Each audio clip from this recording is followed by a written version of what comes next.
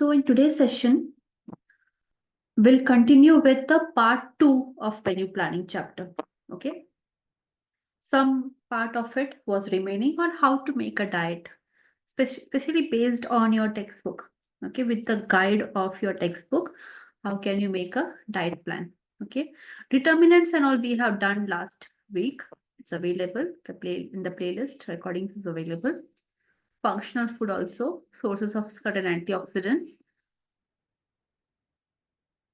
Food group plan also we have done. My plate and my pyramid is US based, more or less very similar to what ICMR has guided. Okay, then we have discussed on Mediterranean diet pyramid as well. Coming to the session of planning balanced diet, page number 18 onwards. Those who have the textbook, you can mention the page number in the chat box.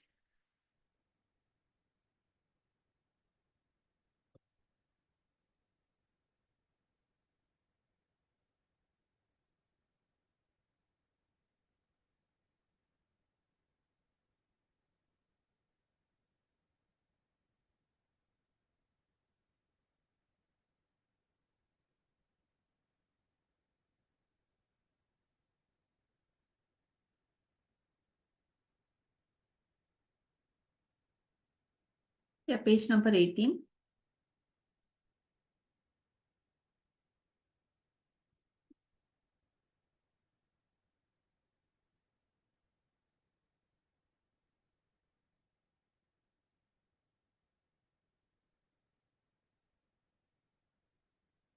So, those who don't have the textbook yet, those who have not received the textbook yet, you will find this part of the discussion a bit confusing because we are going to discuss the tables which is mentioned in the textbook. Okay. Based on certain examples also, I'll give some random examples. And based on the tables, you have to give the answer in the chat box. Okay. So if you don't have the textbook, you may feel overwhelmed, okay, by the discussion. You may not have a correct guidance without textbook. So don't worry, once you get the textbook, if you come back to the same recording, you will understand it better. Okay. So don't get worried. Those who have the textbook, it's better to follow the guidelines from the textbook uh, as I will tell you which table to focus on. Okay. So planning a balanced diet. What is a balanced diet? All the 5 food groups that we have discussed, cereals, pulses, fruits, vegetables, milk, meat, proteins, fat, sugar. Okay, these all are the food groups. Balanced diet will have adequate proportions of all these 5 food groups, okay, in the same meal. That is a balanced diet. Okay, we are not taking away cereals, pulses, fats or sugar. Everything is required in the current in a correct proportion. Okay, so that whatever is your calorie requirement, nutritional requirement, based on your age group, based on your gender, all of these things are met. That is the aim of balanced diet. Okay, to make sure that your body can repair itself on a daily basis. Our body has to repair itself. Most of the repair work will take place at night when you're sleeping. When the body is resting, that is the time when all the repair work is taking place. Okay. And in children as well, for growth, for maintaining the growth.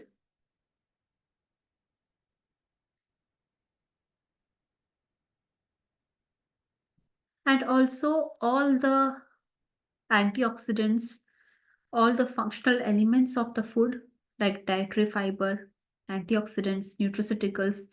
Okay, adding supplements, nutritional supplements into the diet also is a part of balanced diet now. It's not just about food. Okay, using additional supplements, using nutraceuticals along with your diet, it's also a part of balanced diet. Okay, so it has to meet all your nutritional requirement. It has to provide you all the phytochemicals, that is antioxidants, anti-inflammatory agents. Okay, they all come under phytochemicals. Prevent all degenerative diseases. Okay, your diet should not exaggerate your aging process. Okay, your diet should slow down your aging process. So that's how degenerative diseases like multiple sclerosis, okay, Alzheimer's, Parkinson's, these can be reduced. The risk of these can be reduced. It should also improve your longevity. Okay, it should prolong your life. Okay, your age, improve your immunity. If you are in strength training exercises, okay, it should also allow you to increase your endurance levels, allow you for proper cognitive abilities, coping up with the stress, making sure you can stay lean, don't become overweight. Okay, so these are the main functions of a balanced diet in body. And we will be using food exchange list. What is food exchange list? One food exchange list example is given in your textbook. It's a protein based food exchange list. What does it give you? What information does exchange list give you? See, if I give you a menu plan, a day's menu plan, okay? In breakfast, I'm giving you a specific recipe, a specific meal. In lunch, also specific kind of pulses, legume, rice is given in a specific quantity. Okay. Dinner also, some specific salads or soups have been given. If you follow the same thing on a daily basis, you repeat the same recipe. Okay. You repeat the same recipes on a daily basis. Will it be okay for a person to survive on that? The same recipe, you are eating the same thing, same recipe, same meal on a daily basis. Even if that particular meal is fulfilling all your nutritional demand, all your nutritional requirement. Okay, that is the perfect balanced diet for you based on micronutrient, based on macronutrient and everything. Okay, it is a perfect fit for you. But if you are repeating the same thing on a daily basis, nobody will be happy. Okay, the food will become monotonous. Okay, you will take the joy out of your meal time. Okay, so that's when food exchange list will come in into use. Okay, so what happens here is each and every item. If today I'm giving you few idlis, okay, based on your height, weight, your goals. Okay, if I'm giving you 3 idlis today, how much dosas I can give you the next day, which can also satisfy more or less the same amount of protein, carbohydrates, fats. Okay, how much upma or along with an egg or something can I give on Wednesday or Thursday, which should also give you more or less the same kind of calories, the same kind of protein, carbohydrates, okay, so on. What can we add new into your meal, which should more or less give you, it will not give you the exact calorie, it will not give you the exact protein what you had yesterday, but somewhere around, controlling your proportions, somewhere around you are in the same range. Okay, this is the use of food exchange list. It gives you variety, it gives you options. Okay, so that is the use of food exchange list.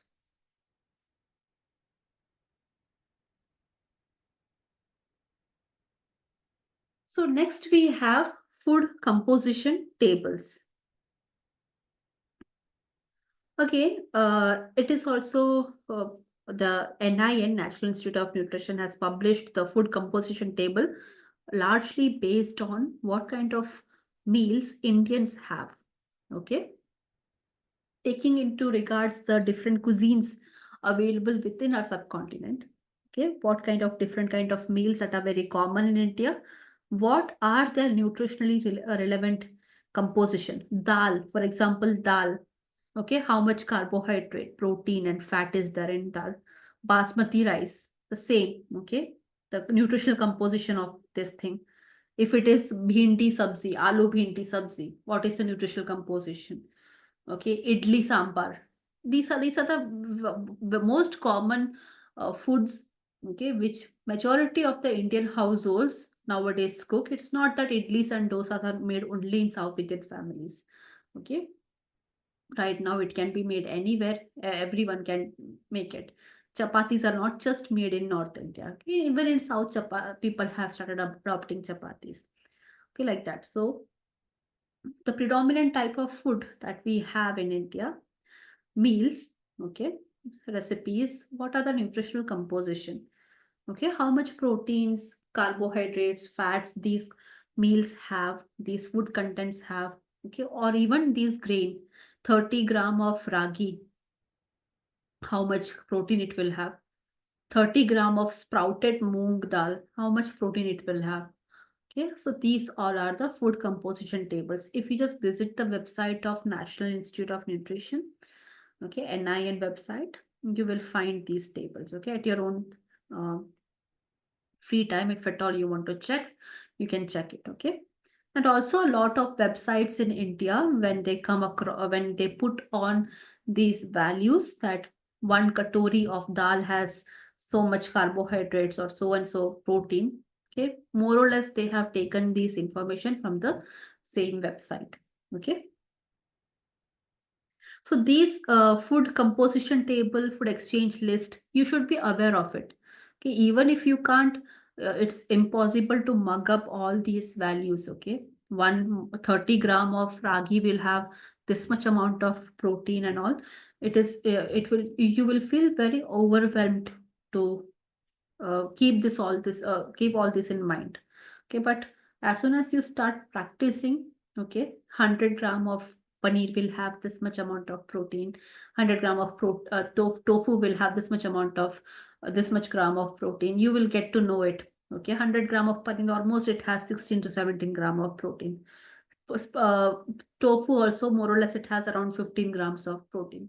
So like that, when you start practicing, you're on your own diet plan, your family's diet plan, when you start getting few clients and you start making diet plan for them, these common food that we use in India, dal, rice, idlis, dosas, okay, paneer, chicken, lamb, eggs, you will automatically register those nutritional composition in your mind. It comes with practice. Okay, so don't get overwhelmed with it. Okay. So is it clear? Food exchange list and food composition table.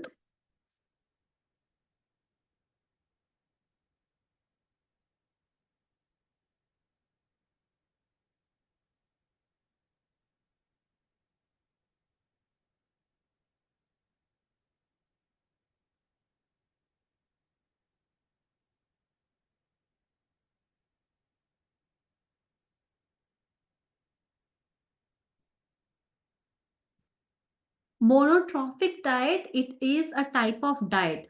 Okay, the word that I used was monotonous.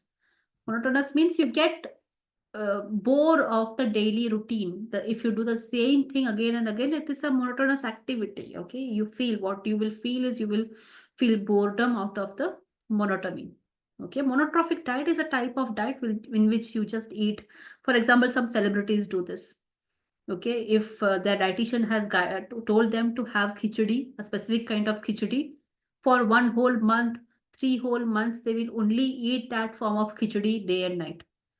Okay, it's very common among celebrities for following monotrophic diet and all, because they have certain goals that they have to achieve within few weeks or within few months for their shooting and all. So usually celebrities, they follow this.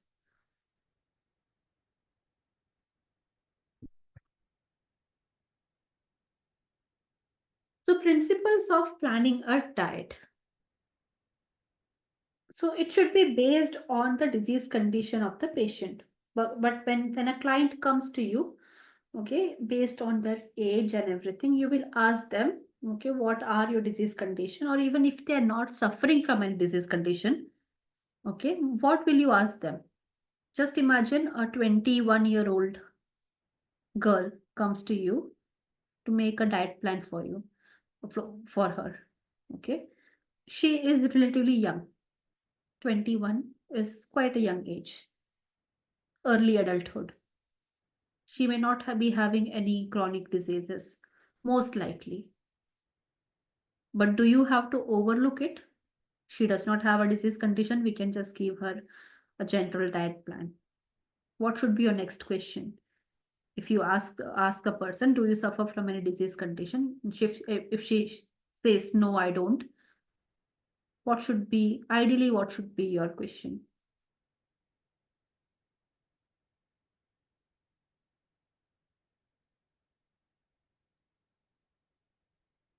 You have to ask her family history. Okay, she might not suffer from a disease condition, but you have to ask her, can you just give a brief about your family's medical history, like what kind of diseases usually run in your family or very which are very common among your family members. Okay, you because you have to consider that.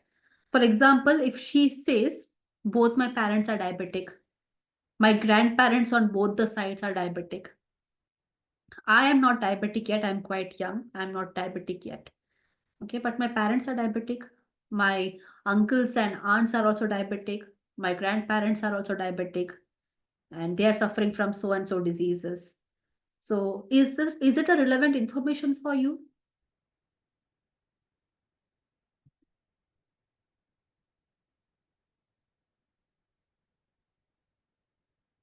It is, right?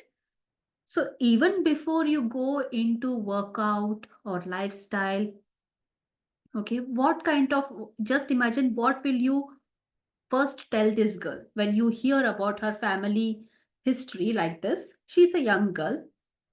Certainly, she is not diabetic at all, but the diabetes is running in her family. What could you guide her here? You can't tell her stop eating sugar. You can't tell her that. She's a young girl, okay? She will obviously socialize, go out. Okay, she might be not yet started her career. When she starts her career, she will go out with her colleagues or friends. Okay, a lot of socializing will take place in the initial that entire decade. Okay, the 20s, early 30s, and all. Yeah, you can ask her instead of uh, cautioning her about diabetes. There is another way you can approach this case. You can tell her there are chances that you may be prone to insulin resistance or you are already insulin resistant because you don't become diabetic suddenly overnight. You will become insulin resistant and then diabetes will follow, right? So you will divert the topic towards insulin resistance. So there is a see if you will tell see if your family and so many members are suffering from diabetes, obviously in the next 20-25 years you may find yourself in the same situation. But right now at present, do you suffer from insulin resistance? Most definitely 90% of the time she may not even know what is this word insulin resistance. So you have to put more easy approach into it.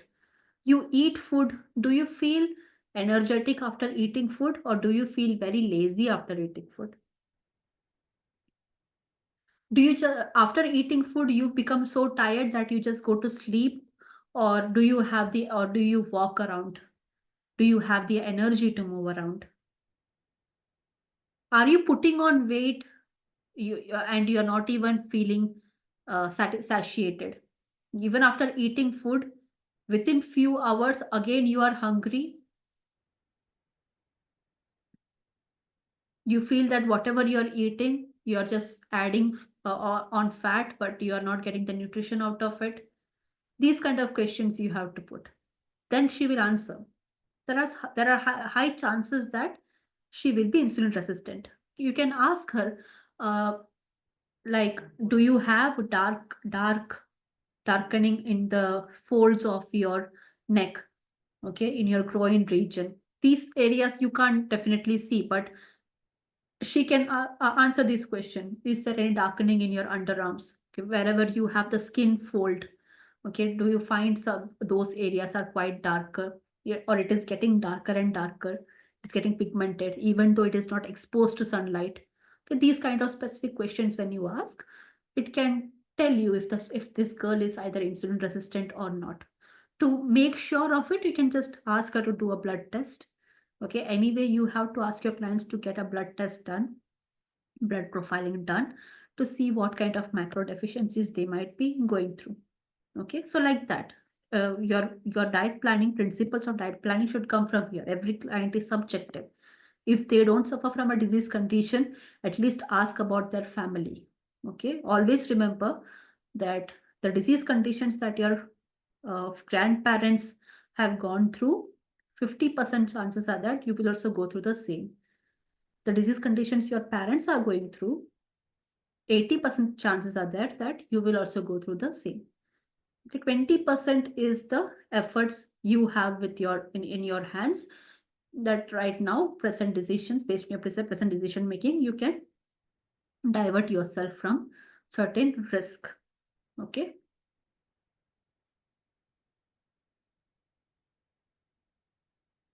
So whatever diet plan you will give, it has to meet the nutritional requirement. For example, if somebody comes to you for weight loss, okay, and you have made a set mark for them that per day, just 1,200 kilocalories they should take, not more than that. Okay. But if they just take 1,200 calories from food nowadays, food is not enough to satisfy your micronutrient requirements. So what will you do?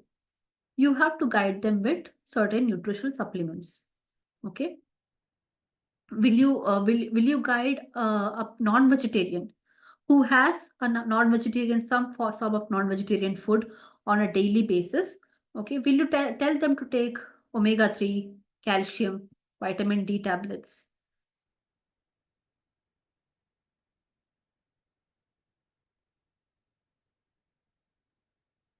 There is not much requirement for a non-vegetarian on a daily basis. If somebody is taking eggs, okay, or some form of pescatarian as well, on a daily basis, if they're having some fish or a chicken or something, okay, they don't have to worry much about vitamin D, B12. They don't have to worry much about it. Vegans have to. This is the supplements that you will guide the vegans for. What will you do for a non-vegetarian? You will ask them to focus. Okay, it's fine that you're eating non-vegetarian food on a daily basis, but add more fiber into your diet. If you find it difficult to accommodate certain fruits and vegetables, add isabgol, okay, or these kind of psyllium husk fiber supplements. Okay, add some probiotics in your food.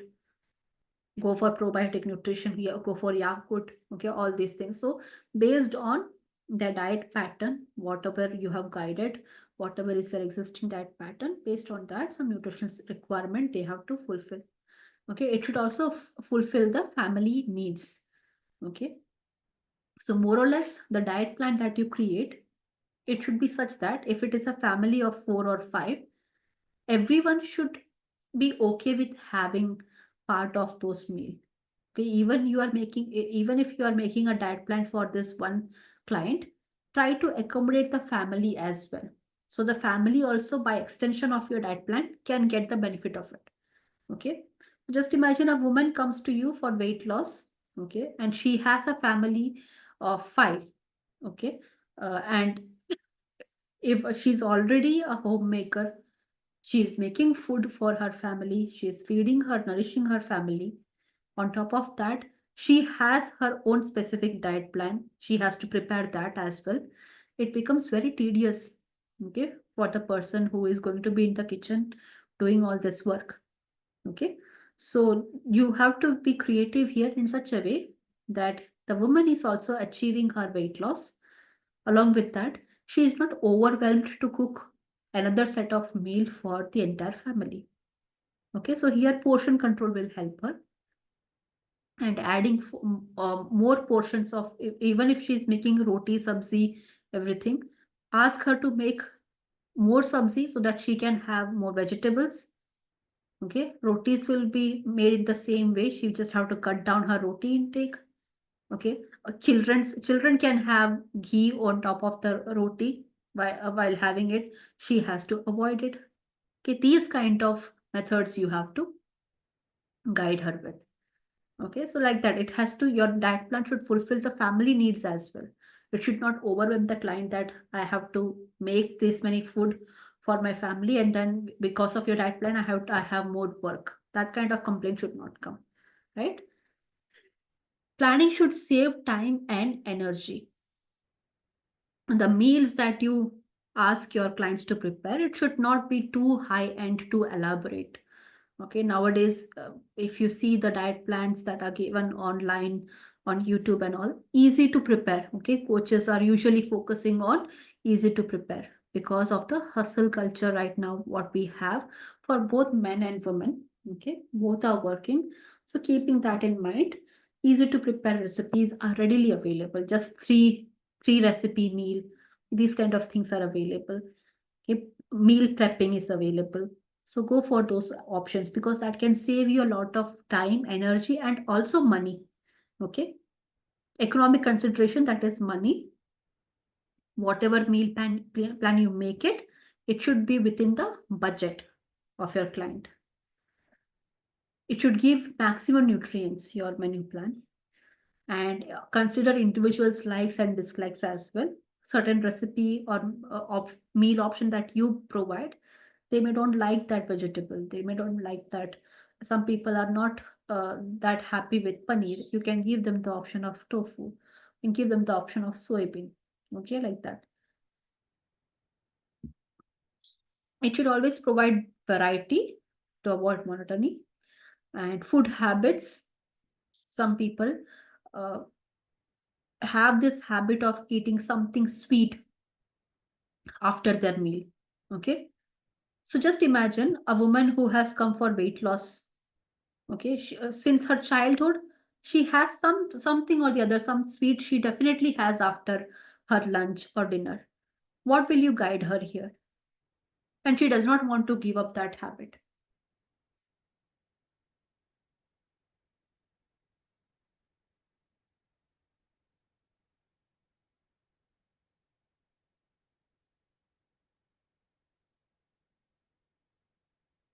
Dry fruits will have fat. Dry fruits will have fat. Fruit will have fructose. All will work against her weight loss. Mishri also has glucose.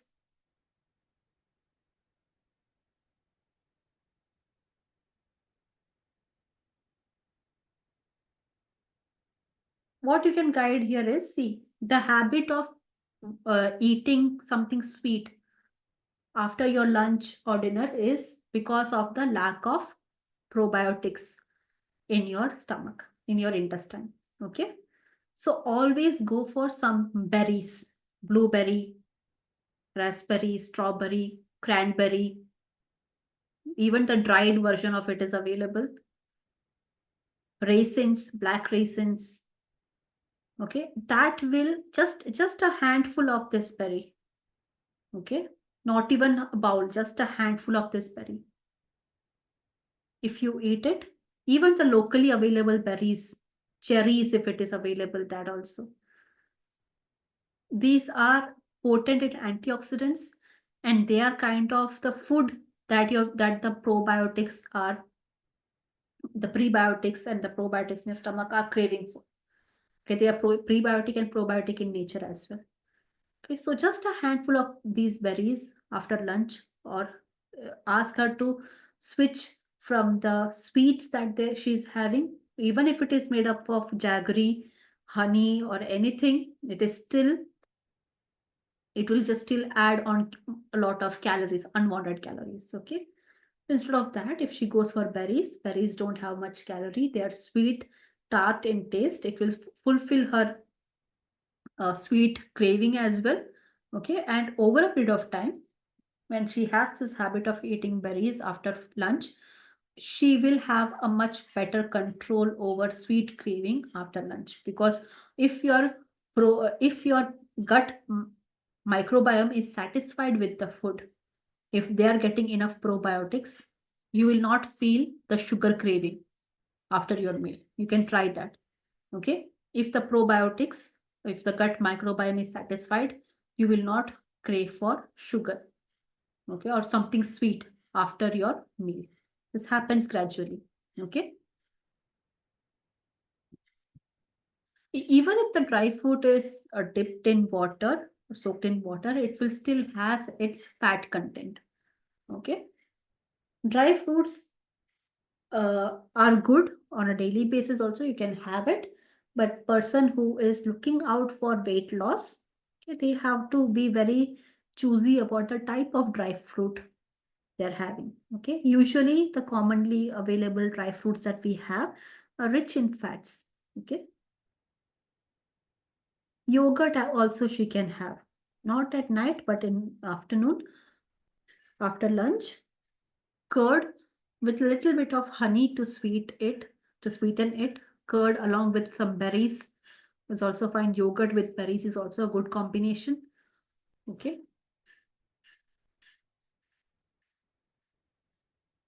You can also make frozen yogurt with berries. Okay. If you don't get fresh berries, you also have the option of buying dried berries online and all. Okay, dried berries are also available, equally good. You can put it into the yogurt, put some artificial sweeteners or honey for a little bit of that sweet taste, and freeze it. Okay, freeze it into the cubes. You can eat it like an ice cream later. Seasonal availability. Okay, whenever you're making menu plan, keep in mind of the season. Make sure you instill this habit in your clients that they are eating seasonally available food, which is economical. Okay, and it is also good for the ecological cycle of agriculture. Okay, and psychological aspects, their stress, their mood swings. During pregnancy, they will have certain aversions towards certain food, certain craving for certain food. So keeping all these things in mind, a diet plan has to be made. Artificial sweeteners for a long term, it's not recommended. Long term, artificial sweeteners is not recommended. Even if it is stevia or monk fruit, it's not recommended. Not more than 3 or 4 months. Okay. If you just want to make a switch from sugar and to be sugar free, artificial sweetener should be used as a bridge. Later on, you have to let go artificial sweeteners as well. Okay, because the long term effects, if you are on artificial sweeteners for 10, 20 years, what effect this will have on your body, it's not known completely. Okay, we have not studied that completely. Okay, so it's better to avoid that risk. Use it as a bridge to overcome your sugar addiction. So is the principles of diet plan clear to all?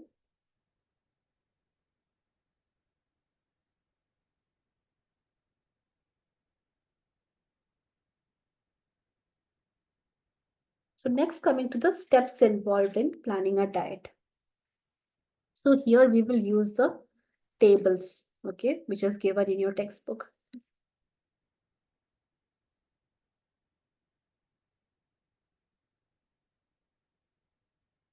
So first is your RDA, recommended daily allowance, okay. Those who have the textbook on page number 21 and 22, you will find an ICMR table, okay, based on the gender, age group. A detailed table is given, and also based on your lifestyle. Is it sedentary, moderate? Do you work out heavily? Okay. On page number 21, RDA is given. That is what you have to focus. EAR, not much. Recommended daily allowances is always whatever values you see in the recommended daily allowance is the topmost value, which means, for example, what is the amount of calcium a pregnant woman should have according to the RDA table? What is mentioned there? Calcium requirement for a pregnant woman. Yes, it is 1000 mg. So, what does RDA say about 1000 mg? When we say RDA is 1000 mg, can you go above it or stay below it?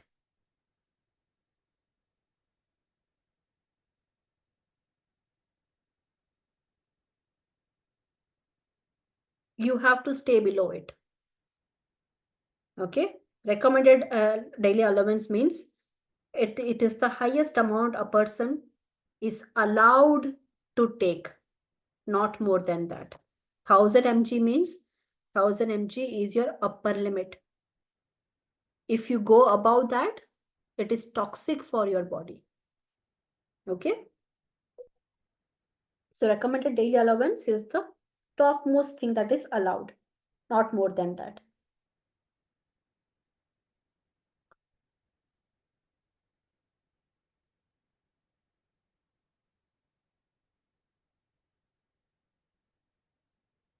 So whenever you get a client, what is the first step that you will do? You ask them their age, and based on their age, ask them what is their gender, okay, and what is their physiological condition, like if it is a woman, is she pregnant or is she lactating? That has to be asked. And then you will follow the RDA table, okay, for the diet plan, because RDA table is kind of your guiding light. Okay, how much ever portion sizes that you are mentioning for her, or how much ever protein or carbohydrates that you have in mind for her, recommended the RDA table is kind of the guiding light that tells you don't go beyond this. This is the upper limit for this client. Okay, so this is usually for your own use. You don't have to by heart the RDA table. Okay, every time ICMR usually changes it. Okay, the RD tables, they based on the changing demographic, the changing nutritional requirements, the change of access to food shifts with the economic condition of a country. Okay, since India is a rising economy, more and more people, even from the below poverty line, slowly they are also getting access to good nutrition. Okay, it's a very slow process. So with that, the Indian recommended RDA values are also shifting very slowly. Sometimes it goes back and forth. Okay, now you see 1000 mg for pregnant women. Maybe after 2 years, you will see 800 mg. Okay, so it's usually very controversial. So 1000 mg is kind of a best thing that you can guide for an adult. Calcium for an adult, 1000 mg. Okay, but if the woman is lactating, somebody else is taking the calcium from her, so that's why additional 200 mg. Okay, so 1200 mg for lactating mothers, breastfeeding mothers, like that. Okay, so RDA values, you don't have to keep it in mind. Okay, except for few areas like iron and all, that won't change much. So you don't have to keep that in mind, because it usually changes. ICMR usually changes the value every time they update it. Okay, so first and foremost, when you get a client, always come back to the RDA table. Okay,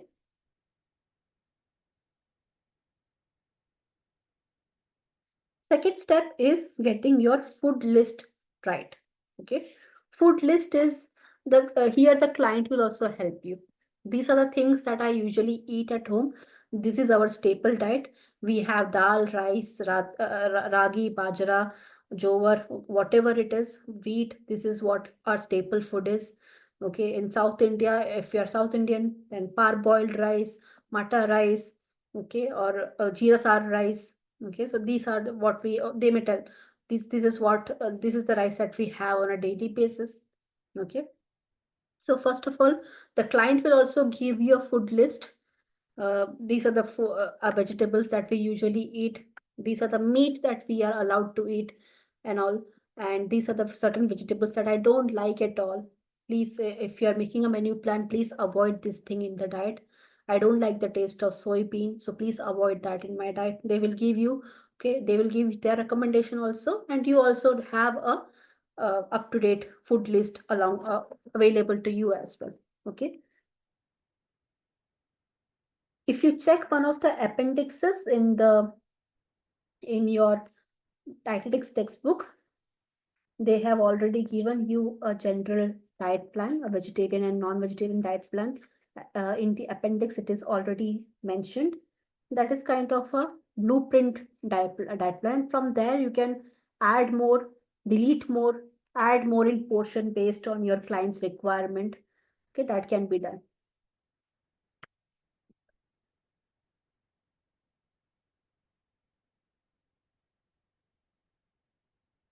Some nutritional assessment is also given. You can use that as well. Okay.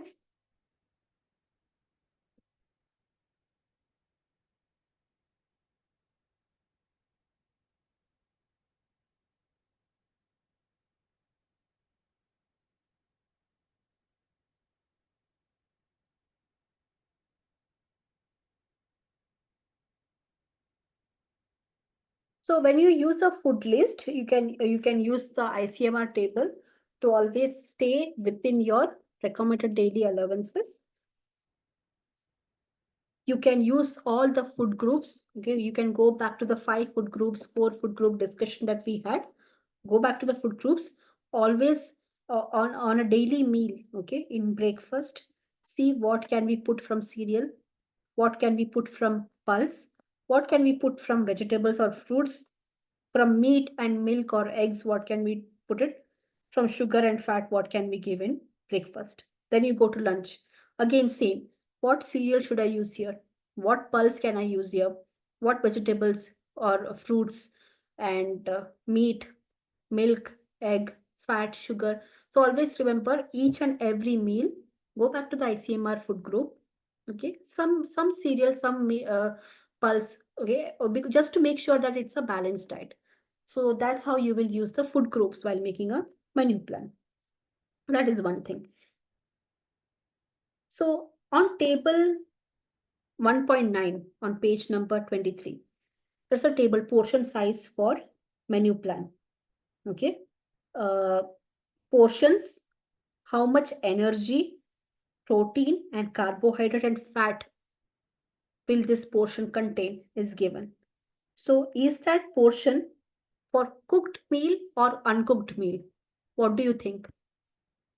Table 1.9, those who have the textbook, table 1.9, the portion that they have given, along with that, energy, protein, carbohydrate they have given. What do you think? It is cooked or uncooked? It is uncooked. Okay.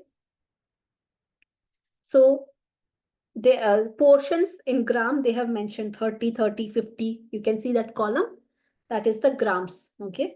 30 gram of cereals, 30 gram of millets or cereals. More or less, all type of cereals and all type of millets, 30 gram of it will give you 100 gram of, 100 kilocalories energy. 3 grams of protein is very common. Okay. 20 gram of carbohydrate, 0.8 gram of fat. Usually cereals and millets will more or less be in this range only, not exact, but all the cereals and millets in this range. Pulses are double in protein. Pulses, always remember the 30 gram of rice and 30 gram of moong dal. Let's say 30 gram of rice, 30 gram of moong dal. Moong dal will always have double the amount of protein of rice. Okay.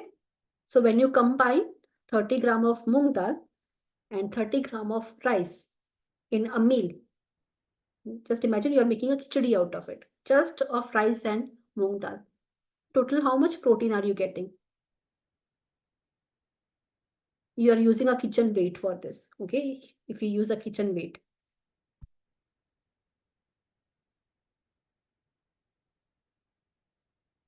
9 grams of protein. 30 gram of moong will give you 6 gram of protein. 30 gram of rice or khichdi will give you 3 gram of protein, more or less 9 grams of protein.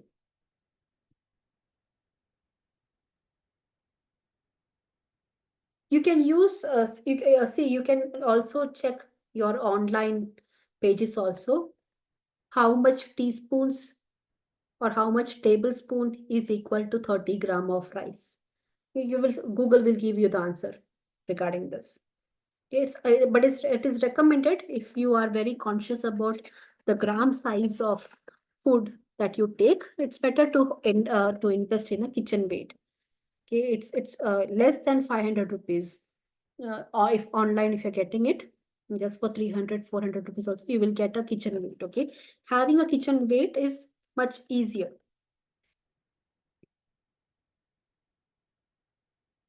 So that is how you use the table 1.9. Okay, all the food group is mentioned here. Even vegetables, roots and tubers, your potato, sweet potatoes, okay, yams, suran and all, okay, yams, tapioca, okay, these all will come under roots and tubers, carrots, radish, beetroot, okay, they all come under your roots and tubers. How much protein does 100 gram of root and tuber will have based on the table?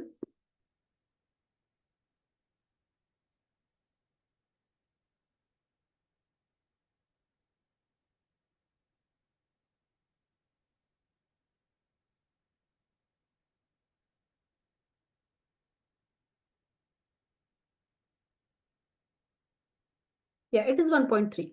Okay. How much gram of carbohydrate will 100 gram of spinach will have?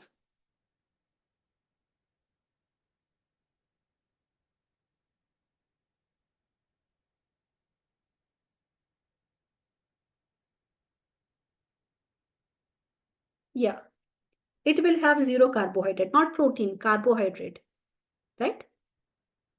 So if I give you examples of certain vegetables and fruits, okay, this is a rough idea of how much protein, carbohydrate, and fat these foods and vegetables will have. Is it clear? Now you know how to use this list.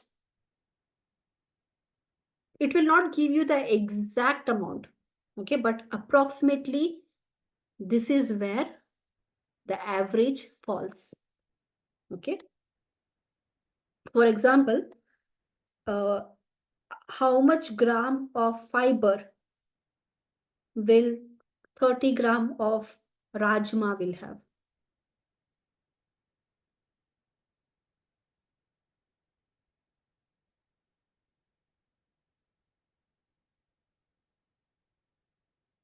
How much gram of fiber will 30 gram of rajma will have?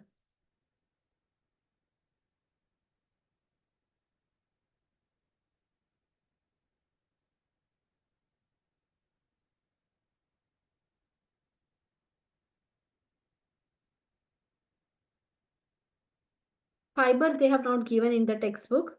You have to search it online. Okay, fiber is not mentioned. Somebody has given the number 8. You must have searched online. Okay, it's not mentioned. Okay, only macros we have mentioned here. It was just a trick question. Okay. Rajma comes under pulses. You just have to be aware which food comes under what category. Okay, how much protein, carbohydrate, and fat they will give, macros they will give. It's available in this table. Okay. Rajma has high fiber. Legumes and pulses, they are quite high in fiber. Okay.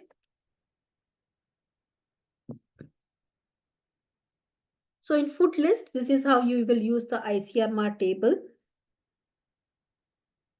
Now here we have discussed about the uncooked food. Okay. Then you will use the cooked food exchange list. So you can come to page number 25, table 1.12, exchange list of 100 kilocalories.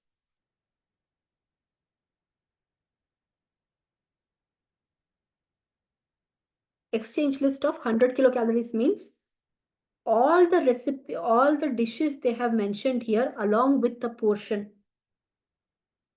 From idli, it starts with idli, it ends at next page, fruit salad. No sugar, no dressing. Okay. From idli to fruit salad. Along with the portion sizes they have mentioned, all of these recipes will only give 100 kilocalories. Okay. So how can you exchange these recipes to get same kilocalories, okay, and more or less the same amount of protein? Protein will vary. So some recipes, for example, if you compare idli with upma, idlis will have more protein as compared to upma. Upma is high in calories, right? So how can you tackle the protein difference here? Maybe you will have to add an egg with your upma, okay? Or maybe you will have to add some chutney with your upma, okay? So that you can compact that difference. So protein exactly you will not get, but more or less between 1.5 to 3.5 grams of protein you will get from this 100 kilocalories. Calories will remain the same. Calories, those who are very diet conscious, calories will remain the same. You just have to exchange these recipes. For example, uh, from the table, okay, if on Monday I gave you 1.5 puri, 1.5 puri will give you 100 kilocalories. Tuesday, if I gave you just 3/4 of a veg salad, and on Wednesday, if I gave you 1.5 medium bread toast, every time you're getting the same calories. So if you are very calorie conscious, some people are calorie conscious, some people are much better at controlling their portion sizes. Okay, they can limit their portion sizes. So when you go for weight loss plan and all, you have to see what kind of preference your client will have. If they are calorie conscious, you have to be very exact in the amount of food that you suggest. Those people who can limit themselves with portion control, they have the self control. You don't have to be very exact with the uh, amount that you suggest. Okay, people who are calorie conscious, for them this exchange list will be very useful, because you know exactly how much idli to take. One idli, 1.5 idli. Okay, you are very calculative in that. Calorie conscious people, they love calculating this. They are not they don't get tired of this. They are very excited. Excuse me. They are very excited in tracking their calories. Okay. And again, if you see this table of table 1.12 exchange list, they have divided the table into food groups.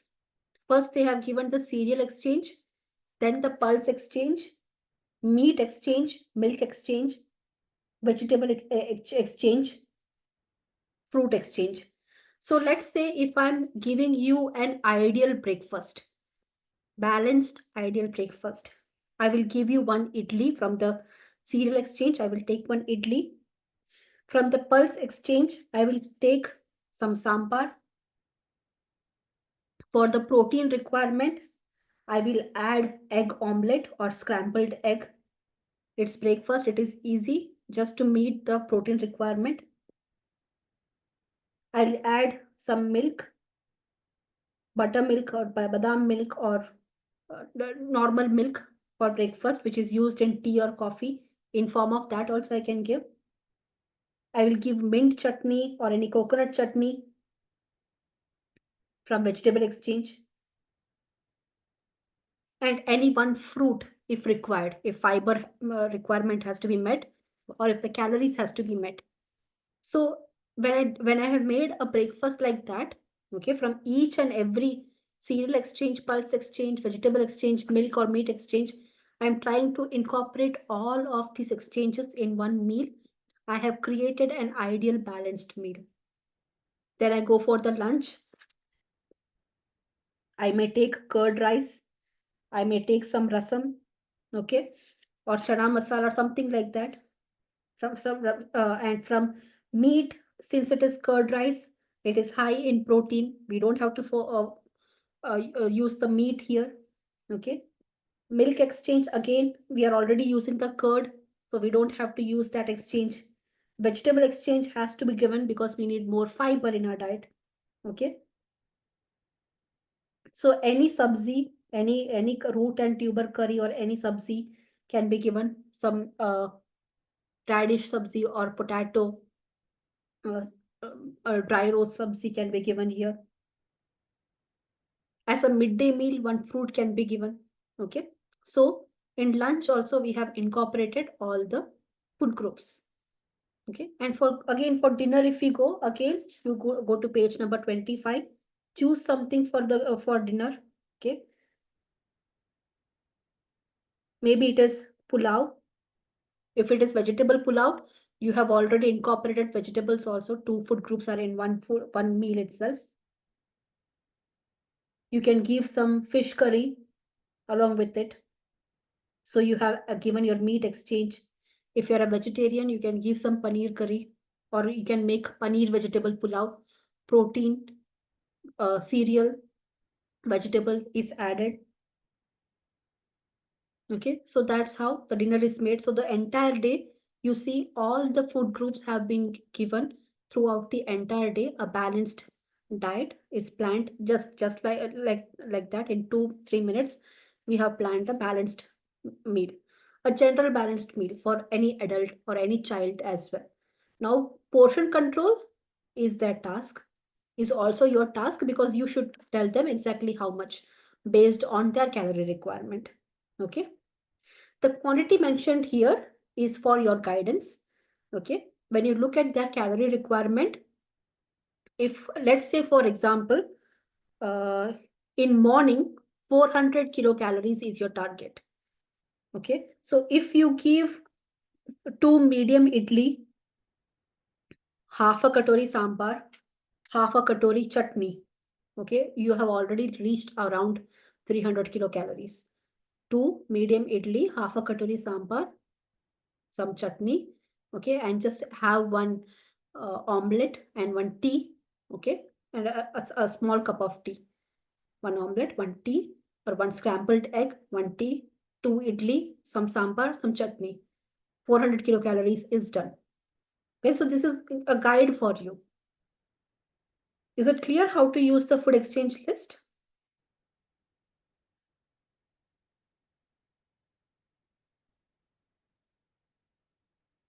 So for practical purpose, these exchange lists are important. Another list they have given, we have not discussed it. It is more based on the age and all. Table 1.11 and table 1.10. If you have kids at home, okay. If you have kids at home, let's say if you have a 9-year-old girl, 9-year-old girl, okay. How much milk or milk products should this 9-year-old girl consume? How will you calculate it from the table 1.10? Just imagine you have a 9-year-old girl at your home. How much milk or milk products should this girl consume on a daily basis?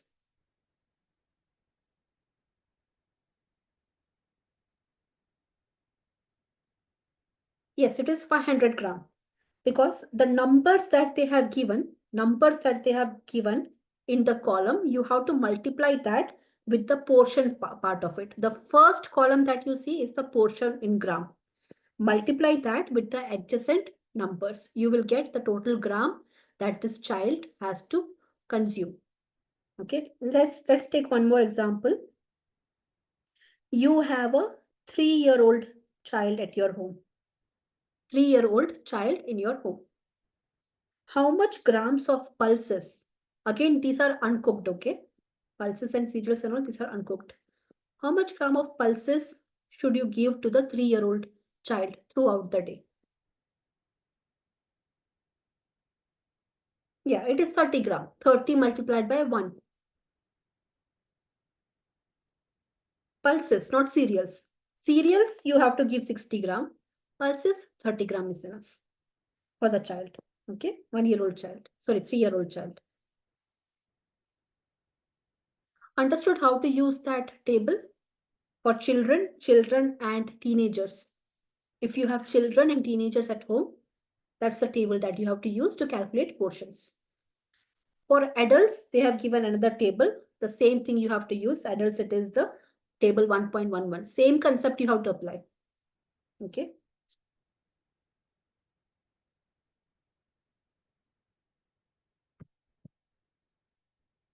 So this is how you finally make your menu.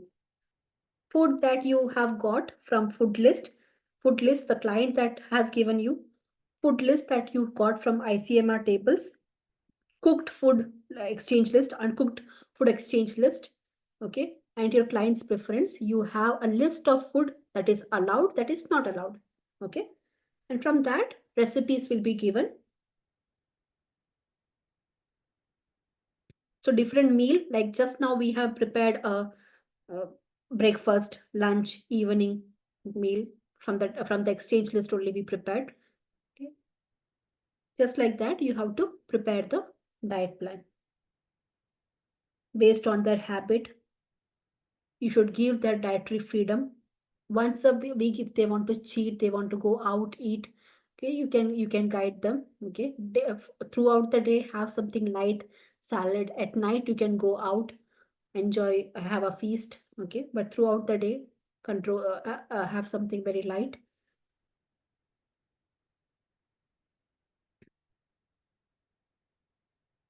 Apart from diet, guide your clients not to smoke. If they drink alcohol, it should be in moderation. Physical activity should be regular. Do regular health checkups based on their family history and all. Same health checkups they should also undergo.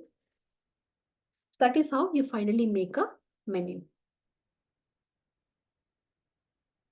Assignment I will give later, not now, after the exams.